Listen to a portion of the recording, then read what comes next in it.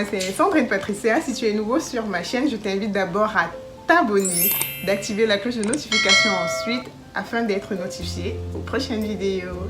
Aujourd'hui, on parlera d'hydratation. Nombreuses sont celles qui croient que l'huile hydrate. L'huile n'hydrate pas le cheveu.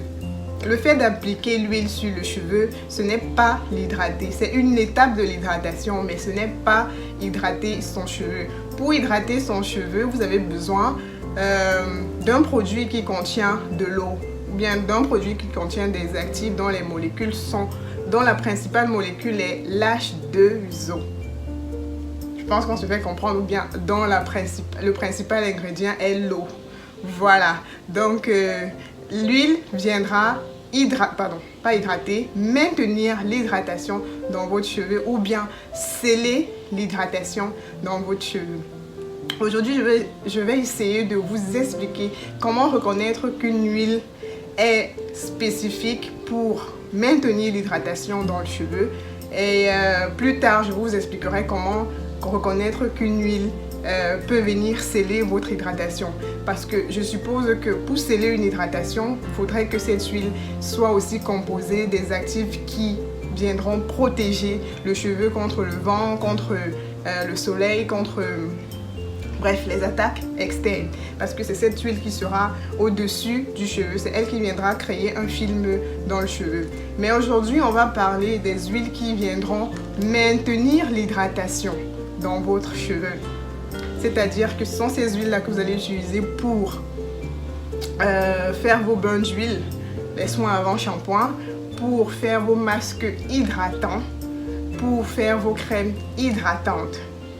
Voilà, donc ce ne sont pas des huiles que vous allez utiliser pour sceller votre hydratation, non, mais pour maintenir l'hydratation dans votre cheveu, pour mélanger avec vos crèmes hydratantes, mélanger avec vos masques hydratants. Avant toute chose, je vais te donner les vertus d'une huile hydratante, entre guillemets, parce qu'elle n'est pas hydratante, mais elle est plutôt assouplissante. Elle est adoucissante, elle est éclatante, elle viendra donner de l'éclat à ton cheveu, elle viendra donner de la brillance à ton cheveu, elle viendra apporter à ton cheveu de l'élasticité. Voilà comment on reconnaît une huile hydratante. Un peu plus loin, je te donne la composition d'une huile hydratante. Une huile en majorité, les huiles sont composées de 3 acides. Acides gras saturés, acides gras monoinsaturés et les acides gras polyinsaturés. Quand vous avez une huile sous la main, je vous invite à aller sur Google. Vous tapez qu'importe l'huile que vous avez sous la main. Si c'est pas, je prends n'importe quoi, l'huile de coco. Vous voulez connaître la composition de l'huile de coco, vous allez sur Google, vous tapez composition d'huile de coco. Google va vous sortir tout ce que je viens de vous citer. Vous allez remarquer que la majorité des huiles sont composées de 3 acides. Acide gras saturé, comme j'ai dit précédemment, acide gras monoinsaturé, acide gras polyinsaturé. Voilà les 3 acides qu'on retrouve en majorité dans les huiles. Maintenant, ça dépend des pourcentages de ces 3 acides-là. Vous trouverez dans une huile qui a un fort pourcentage en acide gras monoinsaturé, vous trouverez qu'il y a un fort pourcentage en acide gras polyinsaturé, un fort pourcentage en acide gras saturé. Comment reconnaître donc une huile est hydratante? Elle est composée en majorité d'acides gras monoinsaturés, celle qu'on appelle oméga 9 en majorité. Je pense que vous tous avez entendu ça. Quand une huile est composée en majorité d'oméga 9, elle est hydratante. Elle viendra renforcer l'hydratation dans votre cheveu. Et aussi en polyinsaturé, oméga 6 et 3. Elle viendra apporter de la souplesse à votre cheveu, elle viendra apporter de l'élasticité à votre cheveu, elle viendra apporter de l'éclat à votre cheveu, mais beaucoup plus en oméga 9. C'est celle-là qui vous aidera à maintenir l'hydratation dans votre cheveu. Donc, quand une huile a une composition forte en oméga 9, n'hésitez pas. Utilisez-la dans vos bains d'huile. Vous qui avez les cheveux secs, cassants ou ternes, utilisez-la dans vos soins, dans vos... comment on appelle? Dans vos masques hydratants. Utilisez-la dans vos crèmes hydratantes quand vous faites vos crèmes hydratantes à la maison. Lorsqu'on vous donne des recettes de masques hydratants, par exemple, et qu'on utilise une huile que vous n'avez pas, vous avez l'habitude de dire on peut remplacer ça par quelle huile? On peut remplacer ça par quelle autre huile? Voilà. Donc, je pense que cette vidéo va vous aider à remplacer facilement vos huiles avec ce que vous avez sous la main, ou bien vous aurez la facilité d'aller taper sur Google et de chercher les compositions afin de trouver exactement l'huile que vous recherchez. Donc comme je vous ai dit, la majorité de ces huiles là sont riches en oméga 9. Ouais, beaucoup plus. Quand vous trouvez une huile qui est riche en oméga, qui a un pourcentage élevé en oméga 9, n'hésitez pas de l'utiliser dans vos soins hydratants.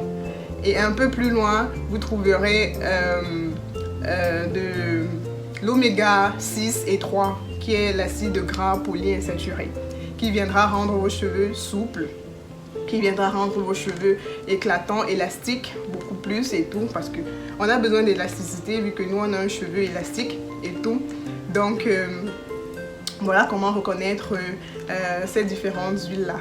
Et maintenant je vais vous citer quelques huiles qui viendront vous aider à retenir l'hydratation dans votre cheveux. Il y en a tellement. J'ai juste choisi les huiles qu'on retrouve la plupart du temps facilement sous la main et tout. Sans plus tarder, on passe aux différentes huiles. La première huile, celle qu'on ne présente plus et qu'on retrouve facilement partout dans le monde, c'est l'huile d'olive. Elle a une forte ténacité en oméga 9. Ouais, quand on parle d'oméga 9, déjà d'entrée de jeu, moi je ne pense qu'à une seule huile, c'est l'huile d'olive. Voilà, donc cette huile viendra t'aider à maintenir l'hydratation dans ton cheveu. Tu peux l'utiliser en bain d'huile. Et je tiens à vous préciser que vous n'êtes pas obligé d'avoir plusieurs huiles pour faire un bain d'huile. Non, une huile suffit. Vraiment une huile suffit. À la limite deux, au trop deux huiles. Mais une huile suffit. Car ça vous facilite même le fait de savoir si l'huile là vous va ou bien pas. Vous voyez? Donc l'huile d'olive viendra vous aider à maintenir l'hydratation dans votre cheveux. Ça, c'est la première huile. La deuxième que je vais te citer, qu'on a beaucoup plus vanté sur la pousse de cheveux que sur l'hydratation, sur la maintenance de l'hydratation, c'est l'huile de ricin. Si vous voyez bien, dans pratiquement toutes mes vidéos, j'aime bien utiliser l'huile de ricin parce qu'elle est riche à 92% en oméga 9. Donc, elle vous permet d'hydrater, de maintenir l'hydratation dans votre cheveux. Donc, vous voyez que à chaque fois que je fais mes soins, je n'hésite pas de mettre l'huile de ricin dans mes soins parce que vous savez que l'hydratation, c'est la base de l'entretien de notre cheveu. Si elle vient maintenir, elle vient garder, elle vient conserver l'hydratation dans mon cheveu, mais c'est la meilleure. C'est la meilleure. Donc, je l'utilise vraiment dans tous mes soins. Vous ne pouvez pas dire le contraire. J'adore utiliser l'huile de ricin et beaucoup en ont constaté. Donc, c'est la deuxième qui viendra vous aider à maintenir l'hydratation dans votre cheveu, à rendre votre cheveu souple parce qu'elle vous permet même de démêler votre cheveu parce que sa texture est assez visqueuse. C'est vrai que quand tu ne connais pas l'utiliser, tu as du mal parce qu'elle est épaisse. Tu peux la mélanger avec l'huile d'olive par exemple pour faire un bon bain d'huile. Voilà. Ou bien la mélanger dans ta crème hydratante. La troisième, c'est l'huile d'amande douce. L'huile d'amande douce a aussi une forte composition en oméga 9. Donc, moi, je l'adore parce qu'elle est légère. Et elle a une très bonne odeur. Ouais, l'huile d'amande douce. Donc, si tu peux faire tes bains d'huile avec, elle est vraiment légère et très bien pour les cheveux à faible porosité ou bien pour les cheveux fins. Voilà, parce que vous savez que les cheveux fins ont besoin des huiles légères et tout. Voilà.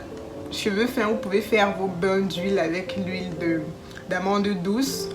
On peut l'ajouter dans les huiles dans les crèmes hydratantes ou bien dans vos masques hydratants tels que j'ai dit. Donc, n'hésitez pas. La quatrième huile, c'est l'huile d'avocat. Voilà, je pense que j'ai déjà parlé de l'huile d'avocat dans cette chaîne, beaucoup plus sur la pousse des cheveux également, mais beaucoup savent que l'huile d'avocat est très bien pour maintenir l'hydratation dans le cheveu. Elle est très bien pour les cheveux secs surtout. Les cheveux qui se cassent beaucoup, les cheveux qui manquent d'élasticité et tout. N'hésitez pas d'ajouter quelquefois l'huile d'avocat dans vos différents soins ou bien dans vos crèmes hydratantes ou bien d'en faire un bain d'huile avec. Ça fait 2 en 1. À la fois, ça stimule la pousse et après, ça hydrate vos cheveux.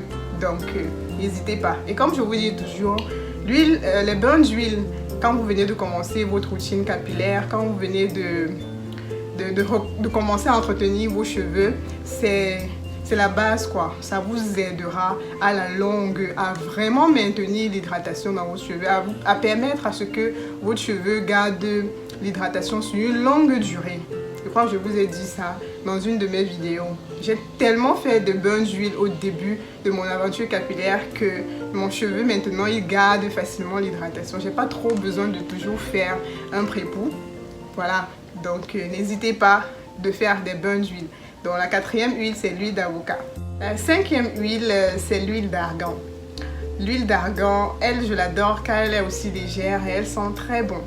Contrairement aux autres huiles très riches en oméga 9, elle est plus riche en oméga 6, 3 et 4. Donc elle viendra beaucoup plus renforcer l'élasticité de votre cheveu. Comme je vous ai dit, on a un cheveu élastique, on a besoin que son élasticité tienne toujours parce qu'un cheveu crépus qui n'est pas élastique est un cheveu crépus abîmé. Donc celles qui manquent d'élasticité dans leurs cheveux, n'hésitez pas de faire des bains d'huile avec l'huile d'argan.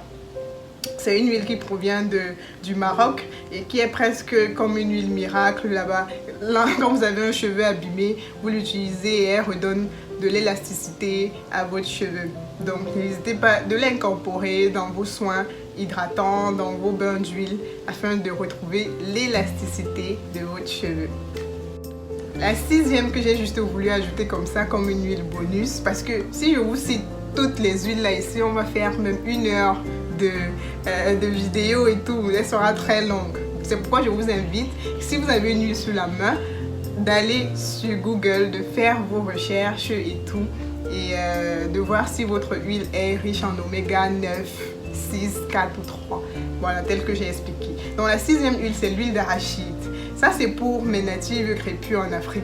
Parce que je vous connais. En majorité, quand on cite des huiles, vous avez toujours tendance à dire que non, nous, on ne retrouve pas ça ici. Nous, on ne retrouve pas ça là. Voilà, l'huile d'arachide aussi, très riche en oméga 9. Donc, vous pouvez l'utiliser pour vos bains d'huile, vos soins et tout. Et voilà quoi. Mais je tiens à préciser que c'est pas riche comme le... Elle n'est pas très riche en oméga 9 comme l'huile d'olive ou bien l'huile de ricin. C'est bon à préciser. Donc, vous pouvez utiliser l'huile d'arachide pour faire vos soins avant shampoing ou bien pour incorporer dans vos masques hydratants ou bien pour mettre dans vos crèmes hydratantes quand vous les faites à la maison. Voilà. Nous sommes donc arrivés au terme de cette vidéo. J'espère qu'elle a été instructive comme d'habitude. N'hésitez pas à le laisser en commentaire. Et comme je vous ai dit, quand vous avez une huile sous la main, allez checker sur Google, demandez la composition à Google. Google va vous fournir des informations dessus pour savoir si vous pouvez l'utiliser pour maintenir l'hydratation dans votre cheveu. On fera une vidéo pour les huiles protectrices, les huiles scellantes et tout. Et aussi sur comment reconnaître des produits ou bien des huiles biologiques, des huiles pressées à froid ou bien des huiles organiques. Voilà, comment faire ces différences-là? Je crois une native crépue m'a posé la question dessus. Donc, n'hésitez pas de vous abonner sur mes pages. Ici, si ce n'est pas encore fait, Facebook, Instagram également. On se donne rendez-vous aux prochaines vidéos. Allez, bisous, mes natives. Mouah.